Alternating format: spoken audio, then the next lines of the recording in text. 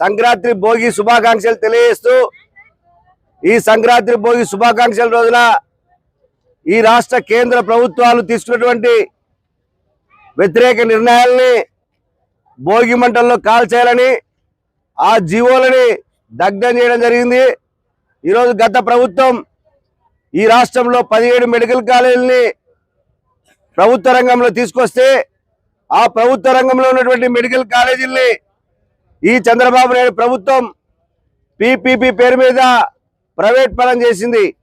ఇప్పటికే 17 కాలేజీల్లో 7 కాలేజీలు పూర్తయ్యాయి। 10 కాలేజీలు కూడా 35 సంవత్సరాల పాటు నరేంద్ర మోడీ మిత్రుడు అదాని గ్రూప్ కు ఇవ్వాలని ఈ రాష్ట్రంలో ప్రయత్నం చేస్తూ ఉంటే ఇప్పటికే టెండర్లు కాల్ఫర్ చేసినా ఒక్కరు కూడా టెండర్ లేదు।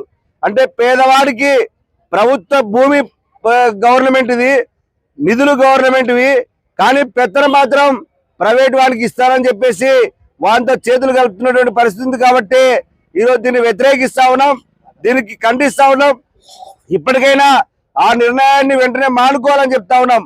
ఈ రాష్ట్రంలో 1500 మెడికల్ కాలేజీలు పేద బడుగు బలహీన విద్యార్థులకు వస్తాయి, అదేవిధంగా వైద్యం అందుబాటులోకి వస్తుంది।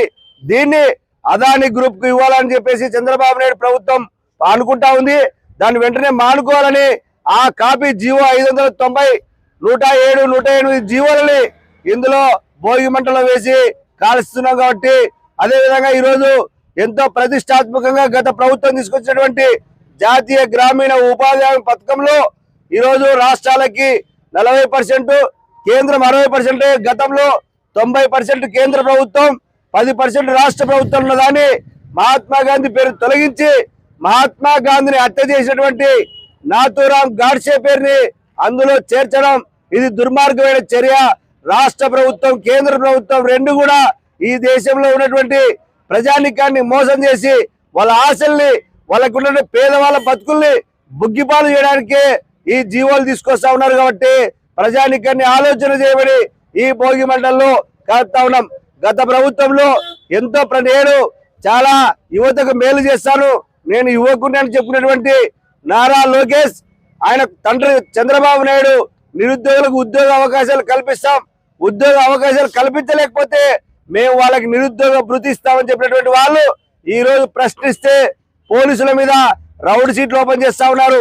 ఎవరు ప్రశ్నించకూడదు అంటున్నారు, ప్రశ్నించిన వాళ్ళని జైలు పంపిస్తా ఉన్నారు। ఇదెక్కడి దుర్మార్గం? నీవేమో అధికారంలో లేనప్పుడు నువ్వు రోడ్లమ్మడి పట్టుకొని తిరుగుతుంది, అధికారం వస్తేనే అందరినీ మర్చిపోయి ఈ రోజు నువ్వు ఏం సమస్యలు పరిష్కారం చేయకపోతే ఇది కరెక్ట్ అయింది। కాబట్టి ఈ సమస్యల మీద